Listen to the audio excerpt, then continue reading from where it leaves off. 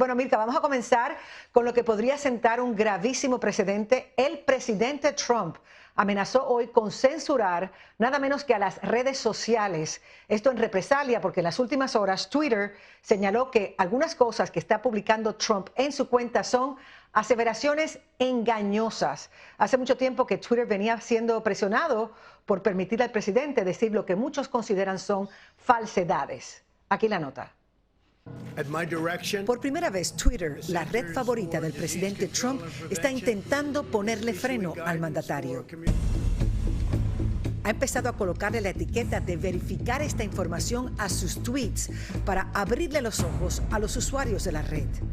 Uno de esos polémicos tweets es este en el que el presidente alega que votar por correo en las elecciones es una invitación para que se cometa fraude. Esa medida de que todo el mundo vote por correo en la próxima elección presidencial es para evitar que la gente se exponga al coronavirus en los centros de votación. En respuesta, debajo del tweet de Trump, la red social le puso este mensaje: revise los hechos sobre las boletas de votación por correo. Además, Twitter colocó un link que tiene varios artículos sobre ese reclamo de Trump que carece de fundamento. De inmediato, el presidente acusó a Twitter de interferir con las elecciones de este año y de supuestamente reprimir el derecho a la libre expresión de las voces conservadoras. Añadió que como presidente no va a permitir que las redes sociales lo silencien. Vamos a regularlas enérgicamente, vamos a cerrarlas antes de permitir que esto suceda, dijo. Y prometió tomar acción inmediata. They've had unchecked power to censor, restrict, edit, shape, hide, alter virtually any form of communication between private citizens or large public audiences. There's no precedent in American history for so small a number of corporations to control so large a sphere of human interaction, and that includes individual people controlling vast amounts of territory, and we can't allow that to happen, especially when they go about doing what they're doing, because they're doing things incorrectly. They have points of view, and if we go by that, it's actually amazing that there was a success in 2016, but we can't let this continue to happen. It's very, very unfair. And you look at the statistics and you look at what is going on, and I think everybody would very much agree with that, including Democrats, by the way. I saw quite a few Democrats are saying this is about time something is done. So let's see if they keep that decision after they hear that we agree with them. The choices that Twitter makes when it chooses to suppress, edit, blacklist, shadow, ban are editorial decisions, pure and simple. They're editorial decisions. In those moments, Twitter ceases to be a neutral public platform and they become an editor with a viewpoint. And I think we can say that about others also, whether you're looking at Google, whether you're looking at Facebook, and perhaps others. One egregious example is when they try to silence views that they disagree with by selectively applying a fact check, F-A-C-T, fact check. What they choose to fact check and what they choose to ignore or even promote is nothing more than a political activism group or political activism. And it's inappropriate. You look at what's happened, you look at where they're going, where they're coming from. I think you all see it yourselves. This censorship and bias is a threat to freedom itself. Imagine if your phone company silenced or edited your conversation. Social media companies have vastly more power and more reach than any phone company in the United States, more reach actually than your newspapers by far, more reach than a lot of your traditional forms of communication. Therefore, today I'm signing an executive order to protect and uphold the free speech and rights of the American people.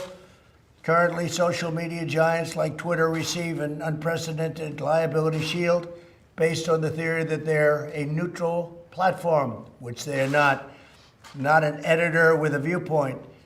My executive order calls for new regulations under Section 230 of the Communications Decency Act to make it that social media companies that engage in censoring or any political conduct will not be able to keep their liability shield. That's a big deal.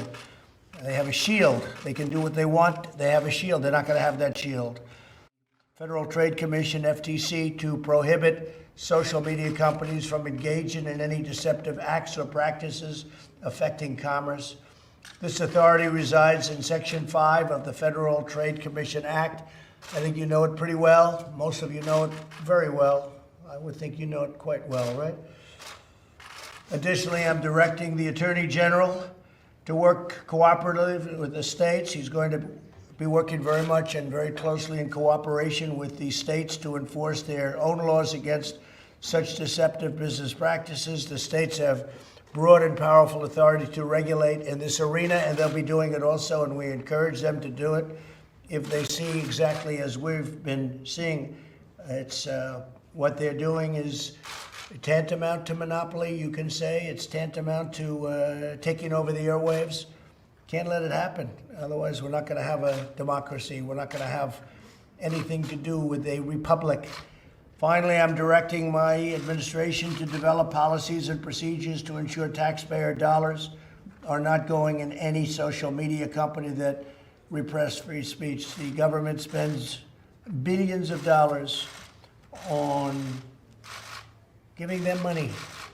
They're rich enough, so we're going to be doing none of it or very little of it.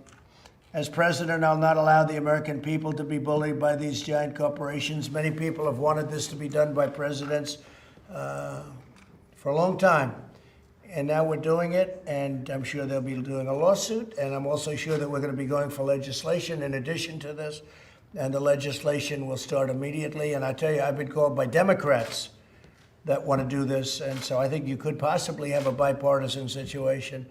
But we're fed up with it, and it's unfair, and it's been very unfair, and we'll see what happens. Any questions? Mr. President, given your concern with Twitter, have you given any consideration to deleting your account, to just walking away from this platform you've been so critical of? Well, you know, if you weren't fake, I would not even think about it. I would do that in a heartbeat. I'm real, but sir. the news is fake. If you look at what gets printed in newspapers, if only the public could understand where, you know, they're reading a story and they think it's real, and it's not real in so many cases. And I'm not saying in every case. You have some great journalists. You have some journalists that I have great respect for. But largely, I find, at least in a political sense, there's so much fake news, it's disgraceful. I would do that in a heartbeat if I had fair. If we had a fair press in this country, I would do that in a heartbeat. There's nothing I'd rather do than get rid of my whole Twitter account. But I'm able to get to, I guess, 186 million people when you add up all the different accounts and add Facebook and Instagram. It's a lot of people, and that's more than the media companies have, frankly, by a lot. And so if I get a story that's wrong, I can put a social media. I don't usually use the word Twitter. I say social media, but I put something out, and the next day or the next hour or the next minute, everybody's reading about it. So I'm able to refute fake news, and that's very important. I'd like to ask the Attorney General, please, to say a couple of words, and he's very strongly behind it, backing it very powerfully. And again, we're going to be doing this. We're also going through Congress. Well, as you mentioned, Mr. President, one of the things that I found has the broadest bipartisan support these days is the feeling that this provision, Section 230, has been stretched way beyond its original intention, and people feel that on both sides of the aisle. This was adopted 25 years ago to protect the fledgling industry, and its purpose was to allow websites that were serving as essentially bulletin boards for diverse third-party content coming on, to say that you're not responsible for the content of that third-party information.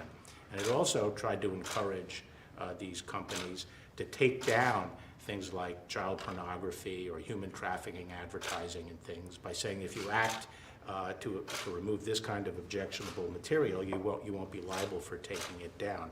Now it's been completely stretched to allow what have become really behemoths who control a lot of the flow of information in our society to engage in censorship of that information and to act as editors and publishers of the material.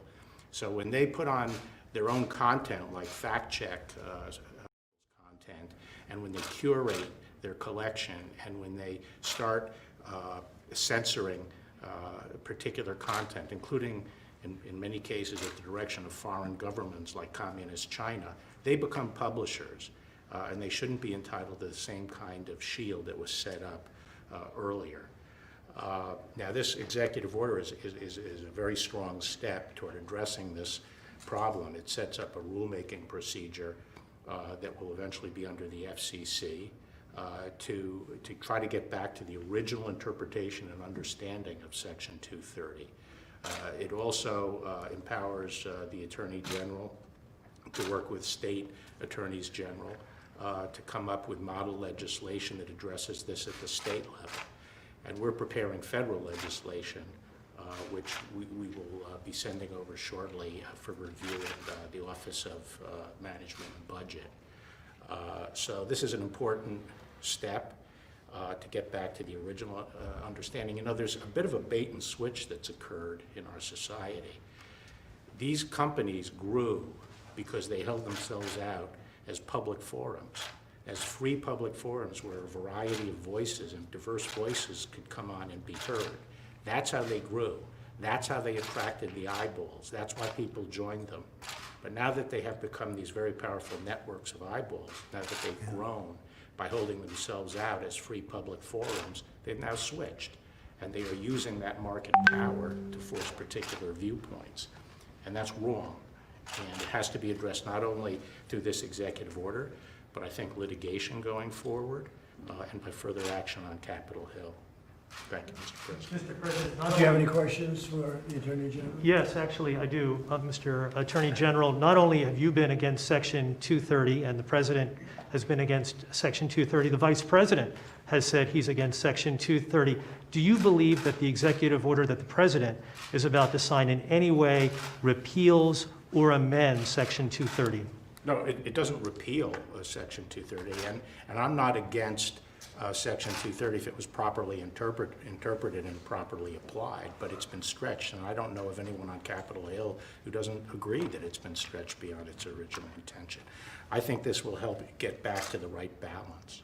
Mr. Attorney General, can you give us more details on the legislation both you and the President referred to? What do you want to do in that legislation? Well, we're still reviewing a number of possibilities, and it'd be premature for me to discuss. And one of the things we may do, Bill, is just remove or totally change 230. What I think we can say is we're going to regulate it. It's a provision, and we're going to regulate it. You take a look at this as an example. This was just out. Twitter Moments. So we won. We were in the right. You see what's happened. It's a total fraud. It was a total fraud. 76-1. Okay, 76-1. You look at it. You think that's fair? Twitter classifies the term illegal alien as hate speech. Illegal alien. And viciously. You look at what China, I mean, just article after article. Here's one. This is the arbiter. This guy is the arbiter of what's supposed to go on Twitter. He's the one he thought, and if you use CNN as a guide, CNN, which is fake news, he uses CNN as a guide. His name is Yoel Roth, and he's the one that said that mail-in balloting, you look mail-in, no fraud, really? Why don't you take a look all over the country? There's cases all over the country. If we went to mail-in balloting, our election all over the world would look as a total joke. It would be a total joke. There's such fraud and abuse, and you know about harvesting, where they harvest the ballots and they go and grab them and they go to people's houses and they say, sign here. No, it doesn't work out. Now, an absentee ballot, you can't be there or you're sick, and you go and you register and you do all sorts of things to get that ballot, and there's good security measures, but where they send out, like in California, millions and millions of ballots to anybody that's breathing. Anybody in California that's breathing gets a ballot. But, Mr. President, that's not true. So California excuse me, wait a minute, I'm not finished. So here's your man, and that's on Twitter. And the amazing thing is he's wrong. And even no matter who it is, they will admit that he's wrong, because there's tremendous controversy on mail-in voting. And I can say this, the Republican Party cannot let it happen. Go ahead. Well, you know Gavin Newsom, Governor Newsom, has not sent ballots out to everybody in California. They're only going to registered voters. How many are so, there? How many are so what your tweet said was not wrong. That was not correct. It was wrong. Okay, oh really? So when he sends out 28 million ballots, and they're in all the mailboxes, and kids go and they raid the mailboxes and they hand them to people that are signing the ballots down the end of the street, which is happening. They grab the ballots. You don't think that happens? There's ballot harvesting where all of us, we had 7 elections for Congress, and they were like tied, and they lost every one of them because they came and they dropped a whole pile of ballots on the table. But you don't think they rip them out of mailboxes? It's all the time. You read about it. You can read about it. Take a look. They do worse than that. In some cases, they won't sell them, like to a Republican community, a conservative community. They don't happen to send the ballots to those communities. And there's no way of checking. No, you have to go and you have to vote. Voting is a great thing. Voting, we would be the laughing stock of the world. And if you just use common sense, you know that's going to happen. But they raid the mailboxes. They can even print ballots. They get the same paper, the same.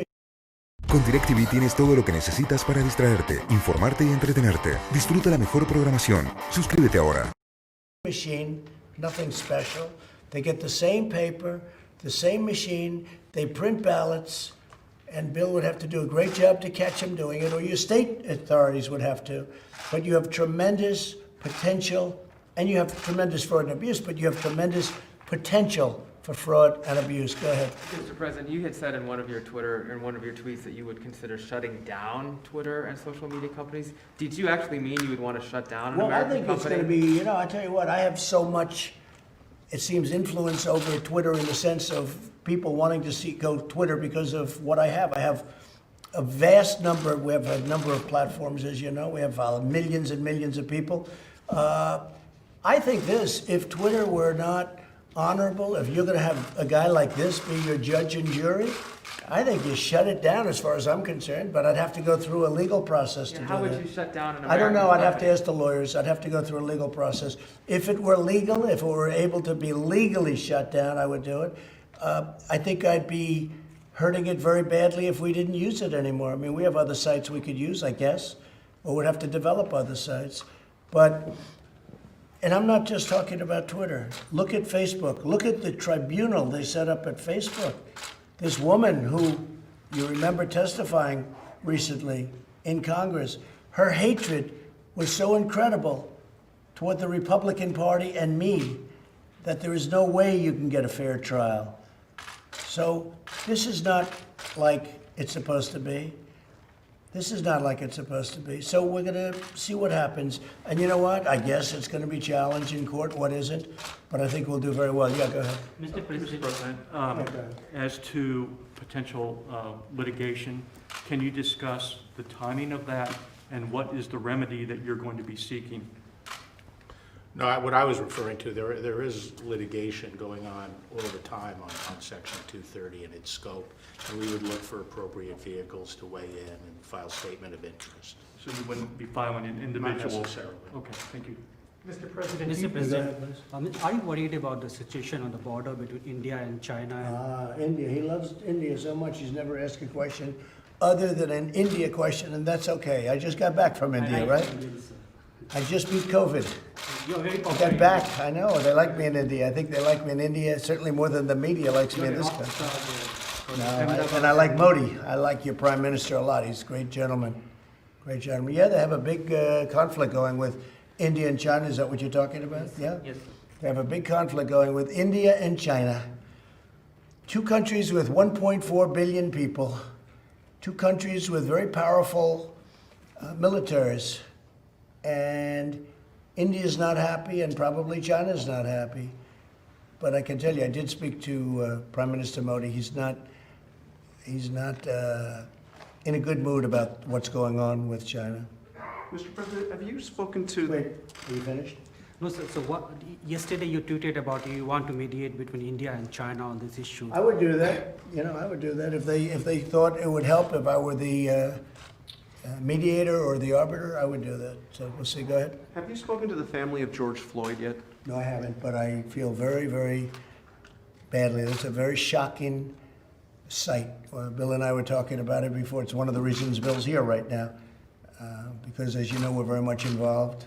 And I've asked the Attorney General, FBI, and the Attorney General to take a very strong look and to see what went on, because that was a very very bad thing that I saw. I saw it last night and I didn't like it. Do you think those police officers should be prosecuted? I'm not going to make any comment right now. I can tell you, I think what I saw was not good, very bad.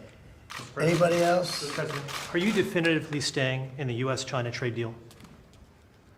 We'll be announcing what we're doing tomorrow with respect to China, and we are not happy with China.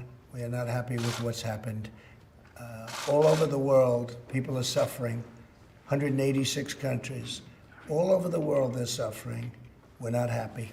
Okay, thank you very much, All everybody. right, press, let's go. Come on, come on, let's go. Thank you. Thank you, thank you, sir. Thank you, everybody. Thank you. Tell me pretty lies, look me in the face. Tell me that you love me, even if it's fake.